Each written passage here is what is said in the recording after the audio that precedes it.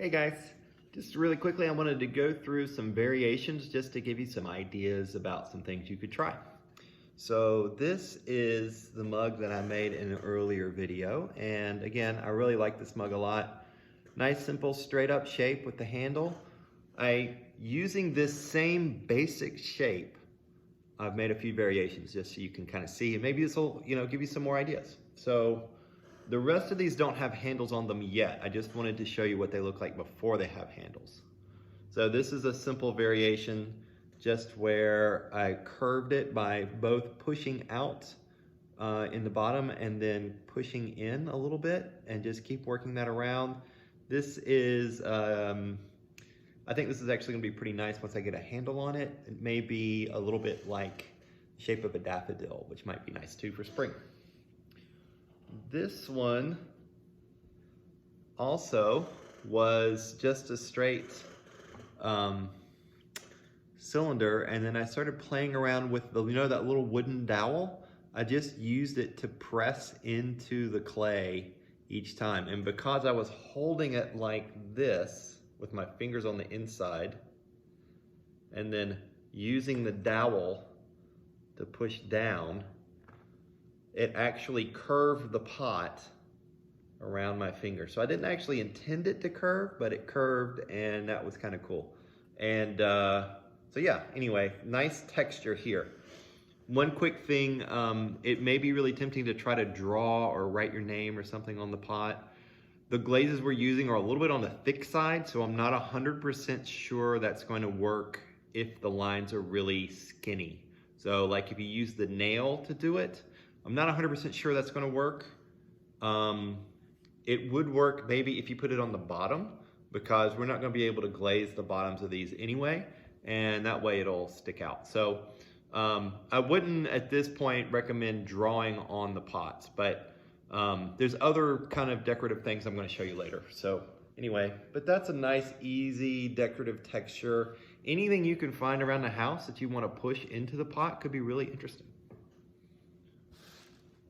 The other ones that I have here are smaller, and these were all made just with the pinch pot method. So these are all kind of 1 pound mugs. So if you were trying to make a lot of mugs, you might make a little bit of a shorter mug. And I actually like shorter mugs personally, in part because I drink a lot of tea, and also even with coffee, a lot of people like a bigger coffee mug because it holds more, but this way it's always warm and I get more excuses to have coffee breaks. So this one was actually round, but you can see I squared it just by both putting my fingers on the inside and with my fingers like this on the outside and pushing and then sliding up like this to start it, and then just pushing the sides a little bit. And then I did a kind of little fancy cut at the bottom using the wire tool. So it actually kind of looks like it sits on 4 feet, but that's actually an illusion. It's actually sitting on the bottom still. But yeah, anyway, this will be a nice cup, and I'll have to remember to put the handle on the corner of the cup so that I'm not drinking on a flat side. If you try to drink on a flat side, it's gonna spread everywhere. So anyway, square cup. This one's just slightly rounded. And actually, sometimes it's also interesting is that the shapes oftentimes for cups are pretty subtle, and then when you put a handle on it, they become more, the handle kind of completes it and makes it look good. So just a little soft round, I think that's actually gonna be pretty nice. Here is one that was actually made similar to the square cup, but instead of pushing out, I pushed in. So I actually used a board, actually basically the board right here. So let me show you. Just took the edge of the board and held it and pushed it like that into the side and pushed 4 times, and it makes kind of a clover shape. That clicking sound you're hearing in the background is my kiln firing, so it's a normal sound around here. There it goes. Okay, one more. And this one was just fun.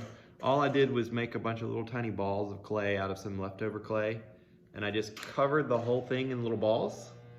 And then also gave it 3 feet like that. So this is gonna be a very funky little piece when it comes out.